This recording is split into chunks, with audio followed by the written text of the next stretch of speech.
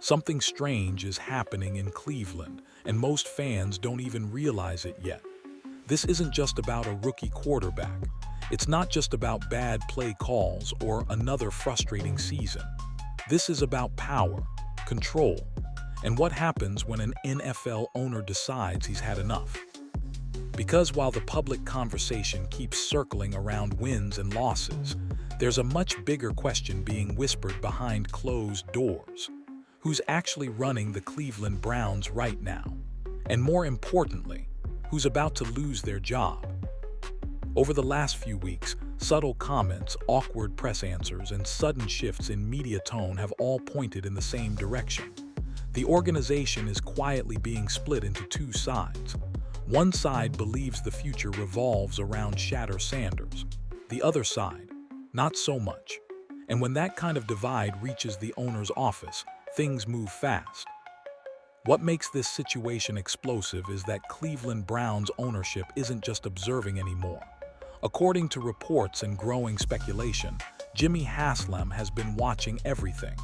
The decisions, the evaluations, the way certain players are treated versus others. And now, insiders are suggesting that patience is gone. This isn't about development, it's about alignment. And when an owner believes the organization is drifting away from his vision, history tells us exactly what comes next. Because in the NFL, when belief turns into pressure, someone always pays the price. And this time, it might not be the player everyone expects. It didn't look like a franchise-altering moment at first. No sideline blow-up, no dramatic press conference, just a late-game decision that felt off. The kind of decision that makes fans pause and say, wait, why? Because in that moment, it wasn't just a play call. It was an opportunity quietly taken away. Those watching could see it. Analysts felt it instantly. A drive that had momentum. A quarterback finally finding rhythm. And then nothing. The chance vanished. The game ended not with a bold attempt, but with confusion. And that's when the conversation shifted from what happened to why it happened. On national television, respected voices didn't mince words. They called it nonsense. Not unlucky, not unfortunate, nonsense. That reaction matters because these aren't hot-take artists chasing clicks. These are people who usually protect coaches, give the benefit of the doubt, and move on. This time, they didn't. The frustration lingered. And once that door opens, it never fully closes. What made the moment even louder was the contrast. On the field, the rookie quarterback had made high-level throws, tight windows, calm under pressure. He marched the offense down the field when it mattered. And yet, when it was time to let him finish the job, the decision went the other way. To many watching, it felt like fear, or worse, indecision dressed up as caution. Fans weren't the only ones reacting. According to reports, people inside league circles noticed it too, because moments like that don't live in isolation. They become data points, evidence, the kind that gets replayed in meeting rooms and owner suites, not just on social media. And here, where it gets uncomfortable, when a player performs well and still doesn't get trusted, questions start forming, not about talent, but about belief. Does the staff truly believe in what they're developing, or are they protecting something else entirely? That's why this moment mattered. It wasn't about one game, it was about what it revealed: a hesitation, a disconnect, and possibly a deeper disagreement over direction. Because once a rookie shows he belongs, every decision afterward gets scrutinized. And the next part of this story explains why that scrutiny didn't stop with the coaching staff. It traveled all the way up the building. What happened next was subtle, but if you know how sports media works, it was impossible to miss. The tone changed. Not overnight, not with a headline screaming controversy, but with something far more telling: hesitation. Analysts who usually hedge their words suddenly sounded irritated. Defensive language disappeared, and instead of protecting the decision makers, they started questioning them. On shows like Get Up, the criticism wasn't framed as hindsight. It was framed as common sense. That's a big difference, because hindsight says, it didn't work. Common sense says, This never made sense to begin with. And once media personalities cross that line, it usually means something else is happening behind the scenes. You could hear it in the way they spoke. Less patience, less benefit of the doubt. One voice in particular, Mike Greenberg, called the decision exactly what fans were thinking. Not complicated, not debatable, just wrong. And that matters because these aren't reckless commentators. These are people who protect access, who choose words carefully, who rarely burn bridges unless they're confident they won't be alone. What made the shift even more interesting was who didn't push back. Normally, when criticism like this surfaces, you'll hear immediate counterarguments. Someone will jump in to soften it, reframe it, defend the process. This time, silence. No strong defense. No inside sources rushing to explain it away. Just uncomfortable agreement. That's usually the tell. When media figures stop repeating organizational talking points, it suggests the talking points stopped working. Or worse, they were exposed. And once that happens, the narrative starts slipping out of the team's control. There's also another layer here. Media members talk, off camera, off record. And when multiple voices start landing on the same criticism independently, it often means they're hearing similar things from different places. That doesn't confirm anything, but it definitely fuels speculation. Suddenly, the conversation wasn't just about play calling. It was about trust, evaluation, direction, and why a quarterback who appeared ready wasn't being treated like it. The media didn't accuse anyone outright, but they didn't need to. The questions alone were loud enough. And while fans debated on social media, there was one person who didn't need television confirmation to notice the shift. Because when the media tone changes this quickly, ownership always notices. And that's where this story really starts to accelerate. Ownership rarely speaks loudly during moments like this. In the NFL, silence from the top usually means one of two things. Either everything is under control or something is being evaluated very carefully. And in Cleveland, it quickly became clear this was the second scenario. Because while fans argued online and analysts debated on television, one person didn't need opinions or hot takes to understand what was happening. Jimmy Haslam had a front row seat to everything. Every practice report, every internal evaluation, every late-game decision. And according to reports, that scrutiny intensified after that moment, the one everyone couldn't stop talking about. Owners don't intervene because of one bad play call. They intervene when patterns form, when explanations stop adding up, when development doesn't match investment, and most importantly, when belief inside the building doesn't look aligned. What's important here is how this influence was framed publicly. There were no emotional statements, no ultimatums announced at a podium. Instead, ownership comments stayed measured, calm, almost supportive.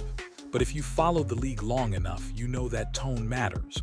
Owners don't talk about process and patience unless they're also talking privately about accountability. And that's where the speculation really started to heat up. Because reports began suggesting that this wasn't just about wins and losses, it was about direction, about whether the organization was fully committed to the path it chose. Drafting a quarterback isn't just a roster move, it's a declaration. And when that quarterback doesn't get a real opportunity, ownership notices the disconnect immediately. What made this situation even more delicate is that Haslam has seen this movie before. Quarterbacks mishandled, timelines rushed, evaluations clouded by fear instead of clarity. And insiders have hinted that this time, he doesn't want history repeating itself. That's why whispers started circulating that leadership was being quietly measured against one standard: alignment. Not popularity, not seniority, but whether everyone was pulling in the same direction. And here's the thing, owners don't need to fire people to change behavior. Sometimes all it takes is letting it be known that attention has shifted, that patience has limits, and that future decisions will be judged differently. which explains why, almost overnight, the pressure stopped feeling hypothetical. Because when ownership starts watching closely, everyone feels it, especially those making decisions that can't be walked back. And that pressure didn't land evenly. It landed on a fault line that was already there. This is where things stop being about football decisions and start feeling like politics. Because according to growing speculation, the organization isn't fractured by chaos, it's split by philosophy. And that kind of divide is far more dangerous. Inside NFL buildings, disagreements are normal. Scouts disagree with coaches. Coaches disagree with executives. That's healthy. But what's being whispered about Cleveland goes beyond normal debate. Reports and insider chatter suggest there are two very different visions of how this team should move forward, and they don't fully overlap. On one side, there's belief in the rookie quarterback. Not blind optimism, but confidence in traits, processing, accuracy, poise under pressure. The idea that development comes from opportunity, not perfection. This group views the rough edges as correctable and the flashes as proof. On the other side, skepticism, not hatred, not sabotage, at least not openly, but hesitation, concerns about readiness, concerns about fit, concerns about whether now is the right time or whether leaning on someone else feels safer. And in the NFL, safer often means familiar. That's where things get tense. Because when a player is evaluated through caution instead of conviction, every mistake gets magnified, every success gets minimized, and suddenly decisions start feeling inconsistent. One week it's about protecting the rookie, the next week it's about testing him. The message shifts, and players feel that immediately. What's crucial here is that none of this has been confirmed outright. No one is publicly admitting to division. But insiders don't have to spell it out when patterns do the talking, when opportunities come and go without explanation, when performance doesn't change the leash, when trust feels conditional instead of earned. And that's how speculation turns into pressure. Because once ownership senses that internal belief isn't unified, the question stops being who's right and becomes who's aligned. In the NFL, alignment beats seniority every time. Coaches can survive losing seasons. They don't survive philosophical resistance. This is why the divide matters so much. Not because someone is wrong, but because someone is out of step. And when an owner commits to a direction, anyone drifting sideways suddenly stands out. What makes this situation even more volatile is timing. Rookie contracts don't wait. Development windows close fast. And hesitation at the wrong moment can cost years. Which is why the next part of this story zeroes in on the person standing directly in the middle of this divide. The one who has to make it work or take the fall. If there's one person feeling the full weight of this situation, it's Kevin Stefanski. And what makes his position so difficult isn't incompetence or failure, it's timing. Because right now, he's being asked to balance development, expectations, and job security all at once. And in the NFL, that's a dangerous place to stand. Stefanski isn't viewed around the league as a bad coach. In fact, it's almost the opposite. He's respected, considered smart, structured, the kind of coach other teams would immediately interview if he ever became available. That's important context because it changes how this pressure should be interpreted. This isn't about proving he belongs. It's about proving he belongs here under these exact circumstances. According to speculation and media interpretation, his future in Cleveland may now hinge on a single question. Can he make this quarterback situation work without hesitation or half measures? Not manage it, not delay it, but fully commit to it. And that's where the tightrope comes in. On one side, there's the instinct every coach has to protect themselves, to lean conservative, to avoid mistakes that get replayed on loop. On the other side, there's what ownership appears to want, conviction, a system that reflects belief, an offense that isn't cautious but intentional. The problem is you can't fake conviction. Players feel it immediately. If a quarterback senses he's being evaluated instead of trusted, it changes everything. Play speed, confidence, rhythm. And when that happens, the results get muddy, which only creates more doubt. That's the trap. Because if the rookie struggles without full support, questions follow. But if the staff never truly commits, ownership starts asking a different question entirely. Was this ever given a real chance? That's why this moment is so pivotal for Stefanski. It's no longer about scheme. It's about clarity, choosing a direction and living with it. Because in situations like this, indecision reads as resistance, even if that's not the intent. And here's the part most fans miss. Coaches don't usually get fired for making bold decisions that fail. They get fired for hesitating, while the organization moves forward without them. Which is why the next layer of this story matters so much.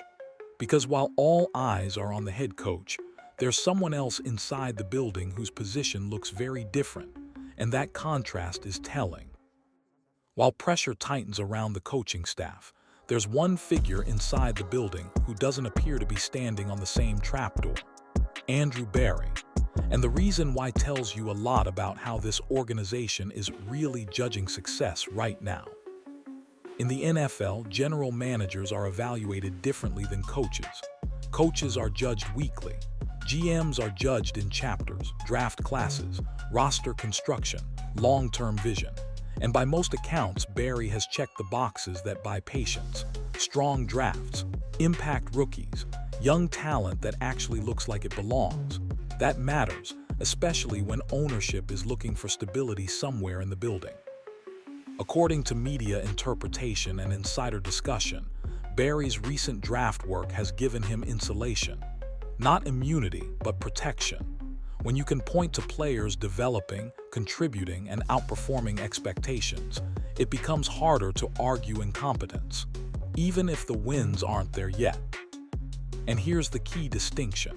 Berry's role is about acquiring talent. What happens next is where responsibility shifts. Once players are in the building, usage and development move downstream. That separation is important because it subtly redirects accountability.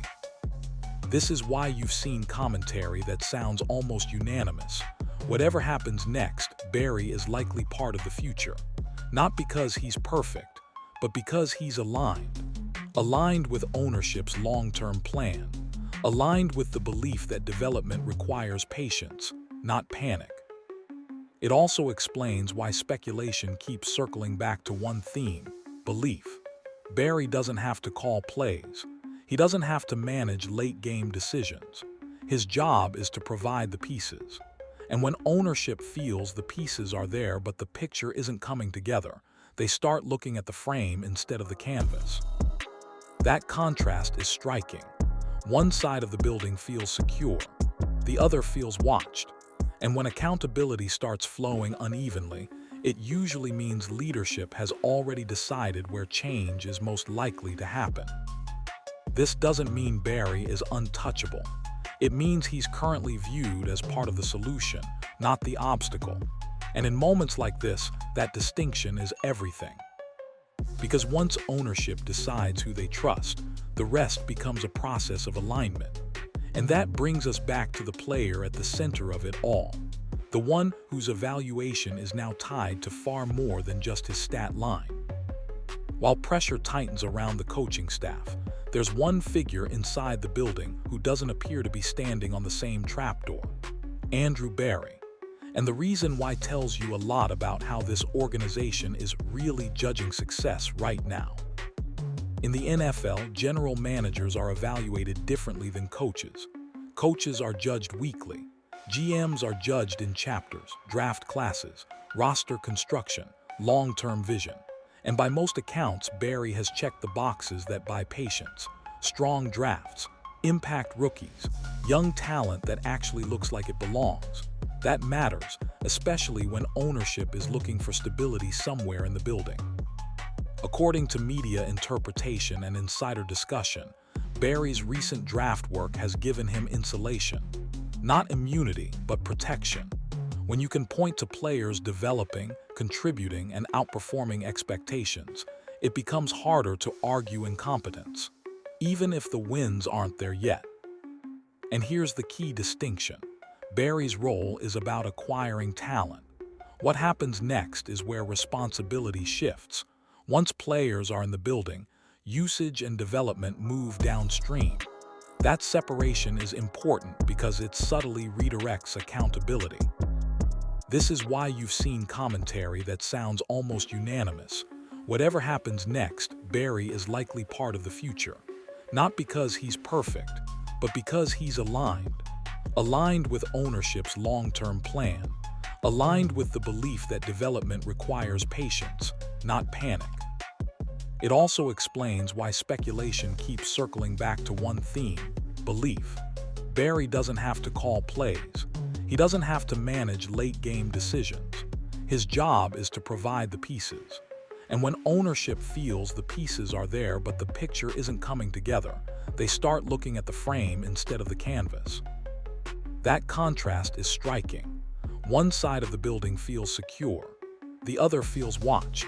And when accountability starts flowing unevenly, it usually means leadership has already decided where change is most likely to happen.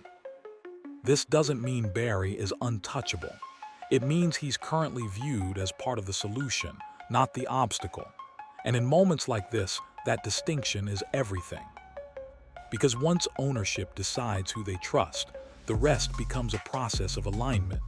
And that brings us back to the player at the center of it all, the one whose evaluation is now tied to far more than just his stat line.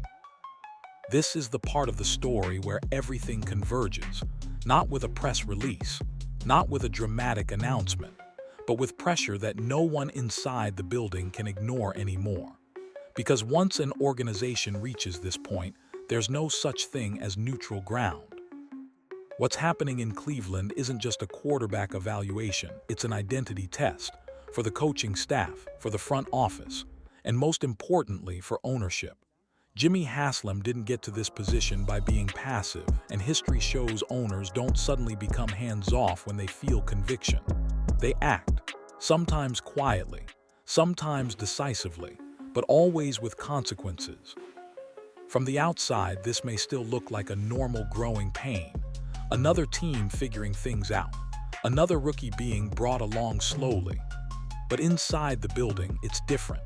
According to speculation and the way this has been discussed publicly, lines are being drawn, not in anger but in expectation. The expectation is simple: alignment. If Shedeur Sanders succeeds, the narrative shifts overnight. Development becomes foresight. Patience becomes wisdom. But if he's held back, misused, or never fully committed to, the question won't be whether he was ready. It'll be whether the organization ever truly believed. And that's the danger zone for everyone else. Because when ownership believes in a player and the results don't match the investment, someone has to explain why. Not emotionally, logically. And explanations only work when actions line up with words. That's why this moment feels heavier than a typical season storyline. Careers aren't just being judged on wins. They're being judged on conviction, on whether decisions reflect confidence or caution, on whether leadership chose a direction or tried to straddle one. And the NFL has never been kind to straddlers. What happens next will define more than the depth chart. It will define trust. And trust, once lost at the ownership level, doesn't get repaired with promises. It gets replaced with new faces. So as this plays out, remember this: when belief becomes non-negotiable, neutrality disappears. Someone will be validated, someone will be blamed, and the organization will move forward, one way or another. The only real question left is who's moving with it and who gets left behind.